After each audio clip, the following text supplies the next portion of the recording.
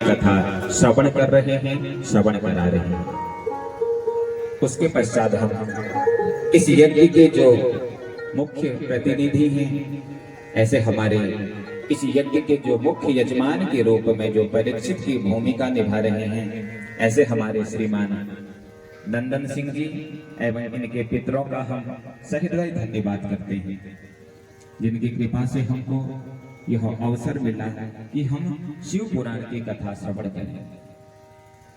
अपने व्यासपीठ को नमन करते हैं, अपनी मां पराशक्ति जगदम्बा को मैं नमन करता हूं, अपने सदगुरुदेव महाराज के श्री चरणों का ध्यान करते हुए गुरु चरणों को नमन करते हुए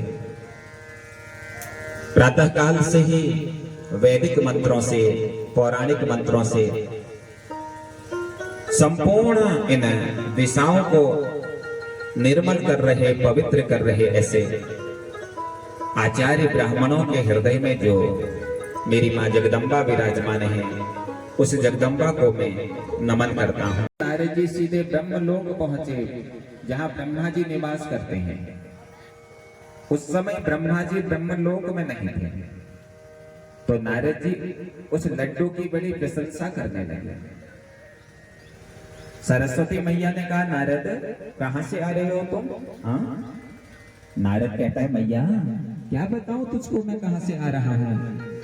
अरे मैया, आज इतना अच्छा लड्डू मुझको मिला कि ऐसा लड्डू तो मैया आज तक मैंने कभी खाया ही नहीं। इतना मीठा लड्डू मैया, और मीठा होगा क्यों नहीं? ऐसी प्रातिव्रत धर्म का पालन करने वाली, प्रतिव्रता धर्म में अग्रगणी अत्रि की पत्नी अनुसुईया, जिसने मुझे यह लड्डू दिया है। मां, ऐसा प्रातिव्रत धर्म वाली स्त्री आज तक मैंने नहीं देखी, जो प्रातिव्रत धर्म पर स्थिर रहती है। सरस्वती मैया ने कहा, क्यों नारद, इतनी बार तुम हमारे पास आए हो, न जाने कितनी बार नारद मैंने तुमको लड्डू खिलाया, लेकिन आज तक तूने मेरी लड्डू की प्रशंसा नहीं करी। एक लड्डू तुझको अनुसुईया ने क्या दे दिया नारद, तो इस लड्डू की बड़ी प्रशंसा कर रहा है। नारद जी कहते हैं, माता ये लड्डू कोई साधारण नहीं है। अरे क्या प्रतिव्रता नारी है महाराज, ऐसी प्रतिव्रता नारी तो आज तक मैंने देखी ही नहीं। और इतना कह करके नारद जी ब्रह्मलोक से सीधे बैकुंठ पहुंचे हैं, जहां माता लक्ष्मी बैठी हुई है। नारायण उस समय बैकुंठ लोक में नहीं थे, तो वही प्रशंसा बैकुंठ में जाकर के लक्ष्मी के सामने नारद जी करने लगे। मैया, ऐसी प्रतिव्रता नारी आज तक हमने नहीं देखी। और यही बात जाकर के कैलाश में माता पार्वती से भी बोला, और तीनों देवियों के समक्ष अनुसुईया के प्रातिव्रत धर्म की जब प्रशंसा करी, तो ये तीनों ही देवियां अनुसुईया से द्वेष करने लगी। और शाम को जब तीनों देवता जब पहुंचे हैं, तो तीनों की तीनों रानी, तीनों की तीनों महादेवियां रूठी हुई।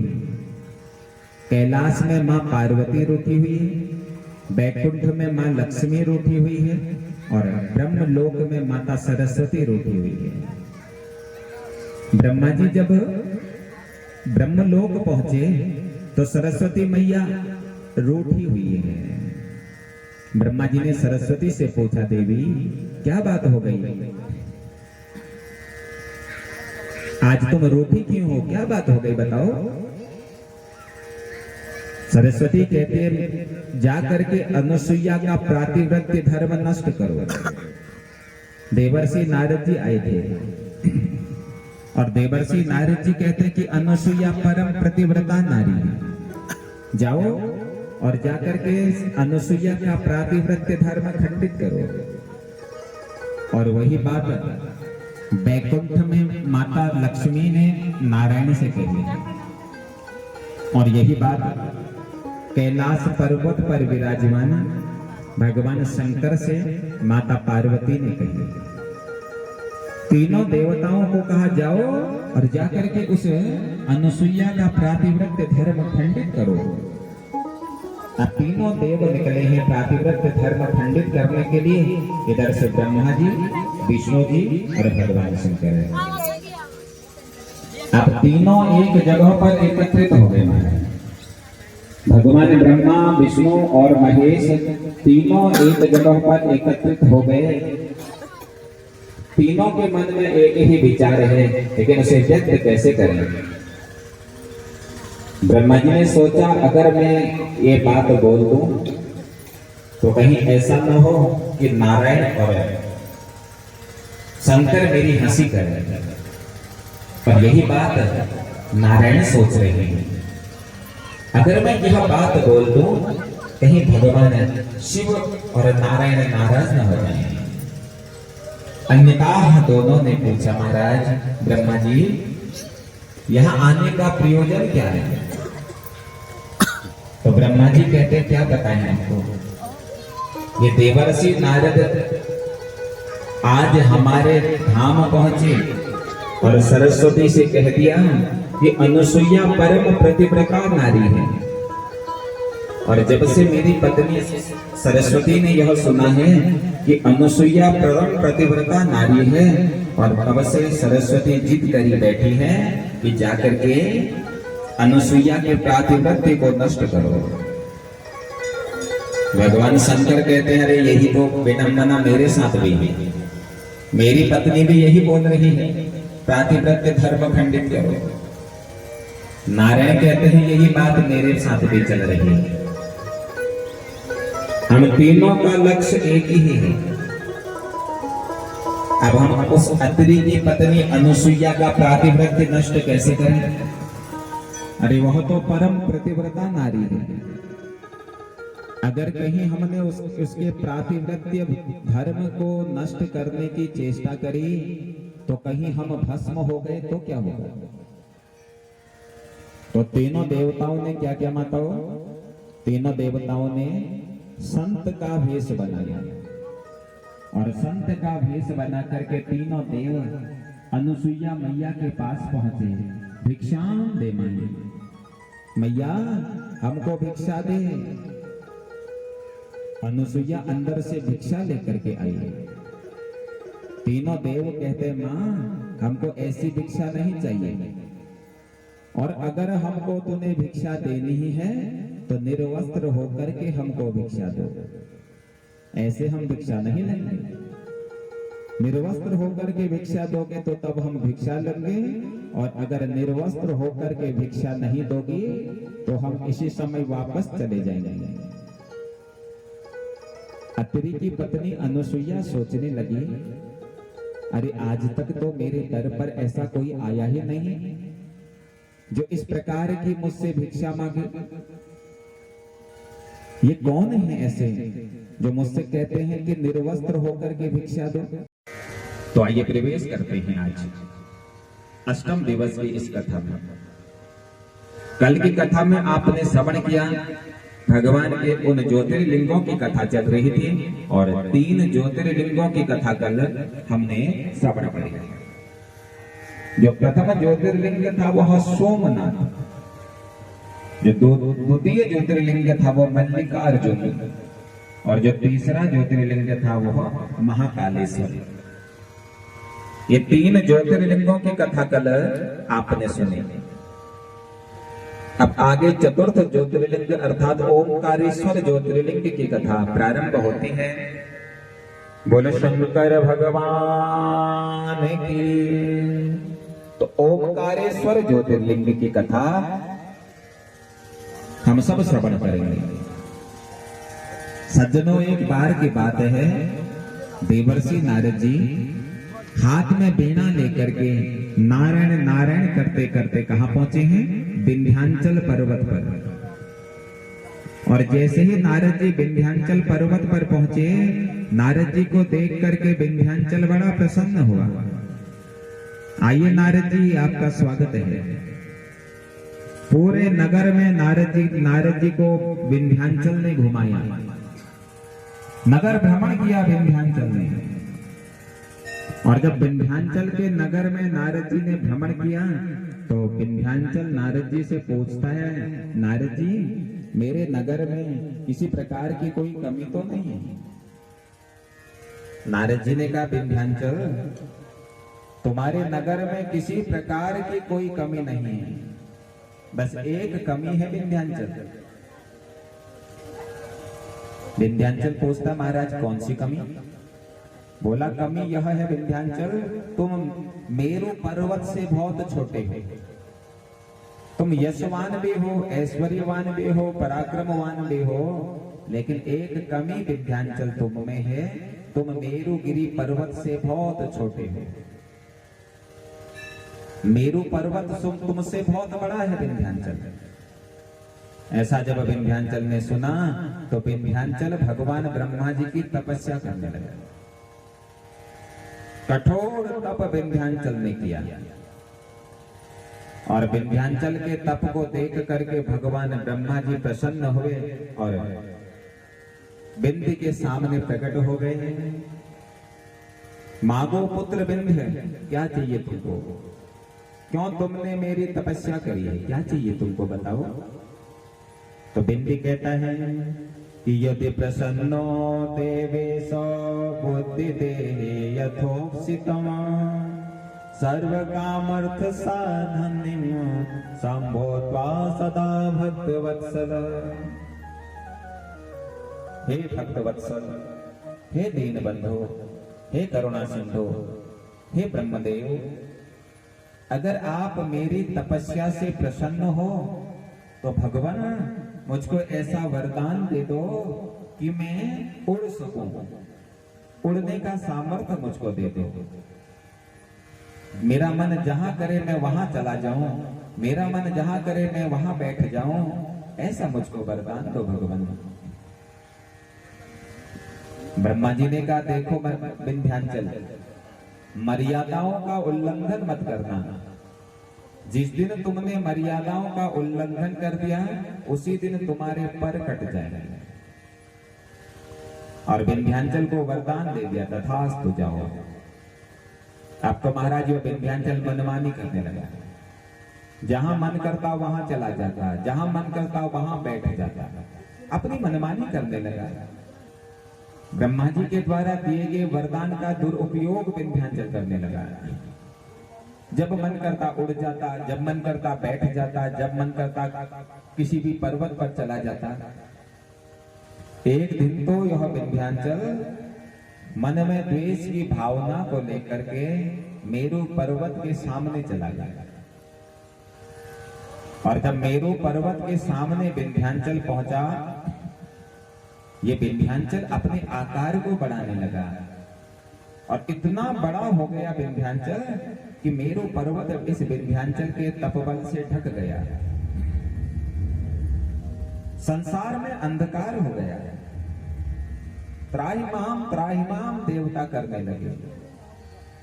इतना बड़ा हो गया यह विंध्य। और तब देवता लोग कहां पहुंचे हैं? देवता लोग भगवान नारायण के पास पहुंचे। और जब नारायण के पास पहुंचे तो नारायण से कहते हैं, नारायण, हे प्रभु, ब्रह्मा जी के दिए गए उस वरदान का यह विंध्याचल दुरुपयोग कर रहा है। हे प्रभु, उसका जैसा मन करता है वह वैसा कर रहा है। कहीं भी चला जाता है, कहीं भी बैठ जाता है, कुछ भी कर लेता है। यह सुनकर के भगवान नारायण को बड़ा क्रोध आया और नारायण ने अपना सुदर्शन चक्र छोड़ा और सुदर्शन चक्र छोड़ करके विंध्याचल पर्वत के पर नारायण ने काट दिए। जीवन में प्यारे कभी किसी से द्वेष मत करो। जब हम द्वेष करते हैं तो द्वेष करने से हमारा अंतःकरण का जो वह ओज है वह धीरे धीरे कम होने लग जाता है। हमें द्वेष नहीं करना चाहिए। अगर कोई हमसे आगे बढ़ रहा है तो उसे आगे बढ़ने के लिए प्रेरित करना चाहिए। तुम्हारे समाज में अगर कोई अच्छा काम कर रहा है तो उससे द्वेष मत करो, अपितु उसको आगे बढ़ाने का प्रयास करो। अरे भैया, तू तो बहुत अच्छा काम कर रहा है, लिंग के नाम से जाना जाएगा।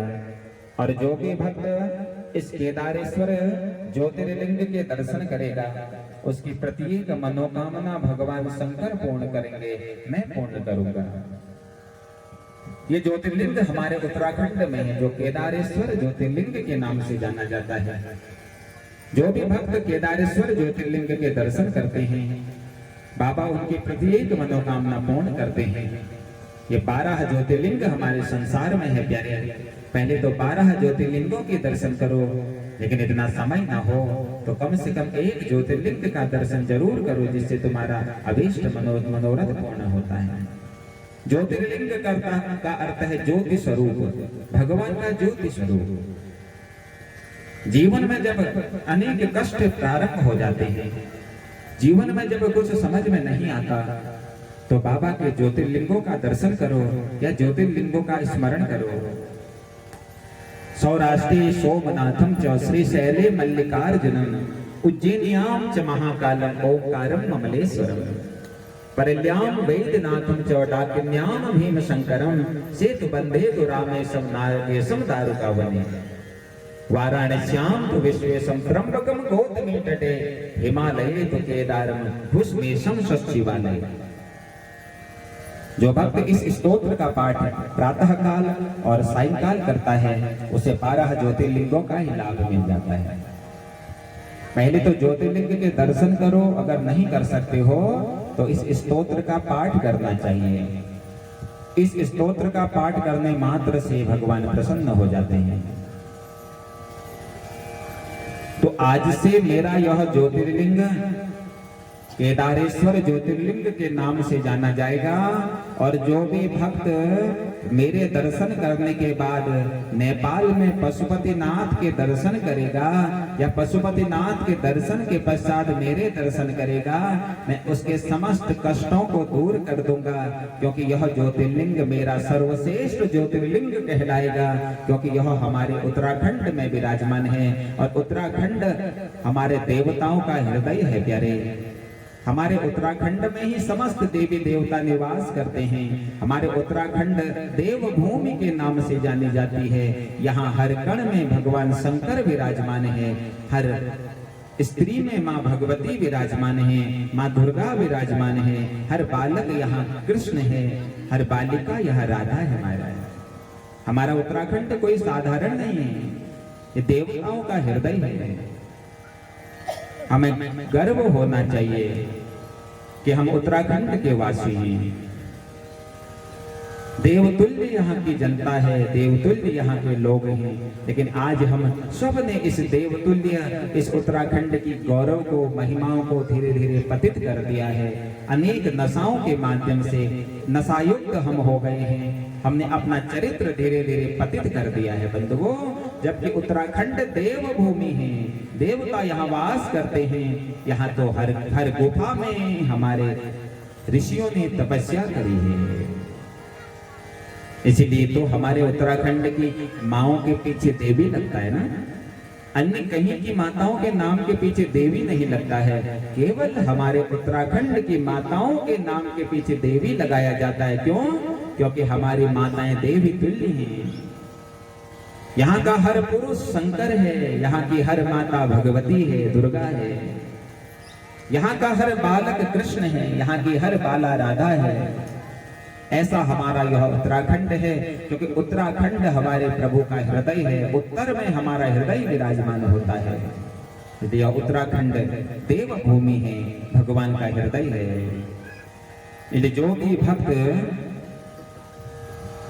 इस शिवलिंग के दर्शन करता है, इस ज्योतिर्लिंग के दर्शन करता है, उसकी प्रत्येक मनोकामना भगवान पूर्ण करते हैं। हर हर महादेव शंभो काशी विश्वनाथ गंगे।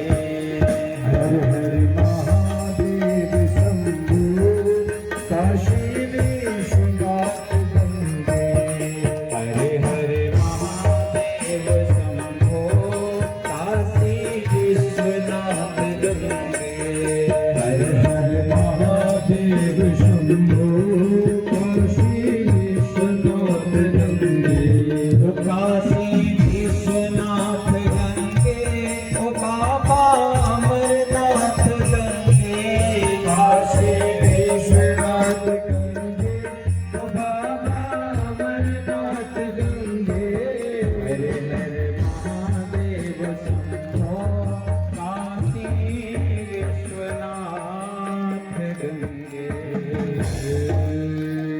बोलो शंकर भगवान की जय हो।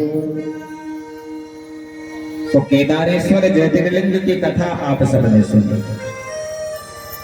आगे छठा ज्योतिर्लिंग की कथा प्रारंभ होती है, जिसका नाम है विश्वेश्वर, विश्वनाथ ज्योतिर्लिंग, जो बनारस में विराजमान है, वाराणसी में विराजमान है, काशी में विराजमान है। इस वाराणसी के अनेक नाम है, कोई बनारस कहता है, कोई काशी कहता है। बड़ा ही दिव्य है जो काशी, विद्वानों की नगरी है, विद्वान यहीं से उत्पन्न होते हैं। इसलिए पहले के समय में बच्चे को काशी पढ़ने के लिए भेजा जाता था। जो बच्चा काशी पढ़ करके आता था वही श्रेष्ठ विद्वान कहलाता था। आज के समय में भी कहीं कहीं परंपराएं होती हैं। जब बच्चे का जनेऊ संस्कार होता है तो जनेऊ संस्कार के बीच में बच्चे को काशी पढ़ने के लिए भेजा जाता है।